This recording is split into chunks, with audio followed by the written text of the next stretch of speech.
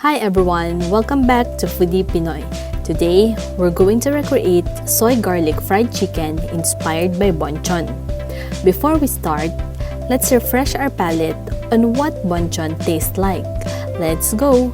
Bonchon is popular for their soy garlic fried chicken wherein the chicken is coated with thin batter, double fried until crispy, then lightly coated with soy garlic glaze.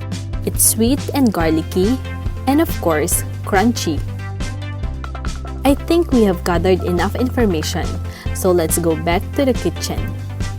We will use 7 pieces chicken wings cut in 2 parts. For the batter, we will use 1 cup cornstarch, 2 teaspoons salt, and 100 ml of water.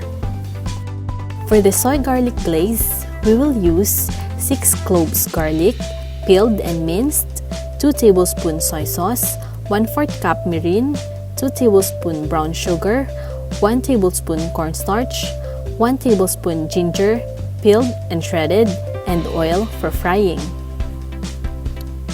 First, we need to prepare our batter. Combine cornstarch and salt in a bowl.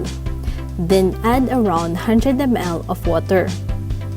Stir until the mixture reaches a glue-like consistency. We use cornstarch because we learned that it will produce a nice even coating and crunchier texture compared to flour, and it doesn't soak the sauce. Let's see if it will work. Dip the chicken into the batter, then rest for a few minutes to let the excessive batter to drip off. Prepare the glaze before frying the chicken.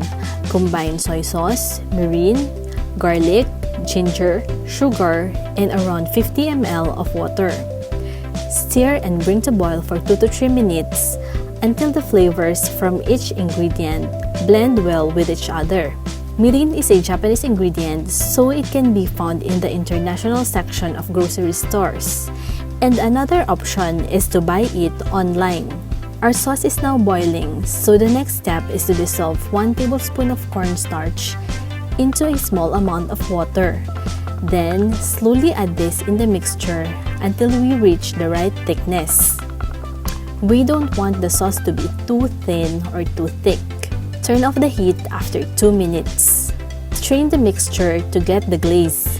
We don't want to bite into bits of garlics and ginger when we munch into our chicken. Set aside the glaze because we will now start to fry our chicken. The secret to Bonchon's crispy chicken is double frying. The procedure is to fry first in medium heat and second fry in high heat. We will follow this procedure.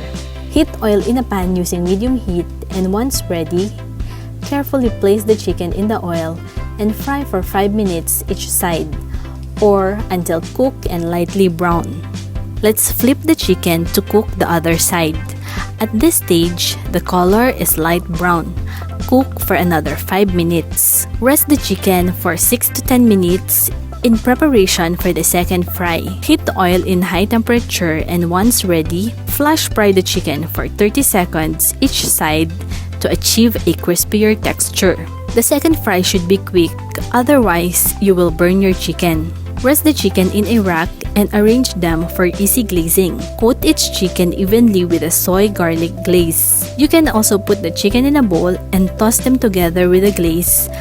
But we are feeling fancy today, so we are using a brush. Just do the same on the other side until the rest of the chicken are done. Here's our soy garlic chicken inspired by Bonchon. Honestly speaking, the glaze is spot on. It tastes similar to Bonchon, but the batter needs improvement. It is still crunchy though, but the texture is a bit different. Anyway, this is still a good way to level up your fried chicken, and I recommend you to try this at home. Enjoy! Hi guys! Did you like this recipe? Let us know in the comment section below. Hit like if you enjoyed this video.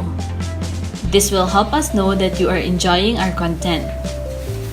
If you haven't subscribed yet, click subscribe button and make sure to click also the bell icon so you'll get notified once we release new videos.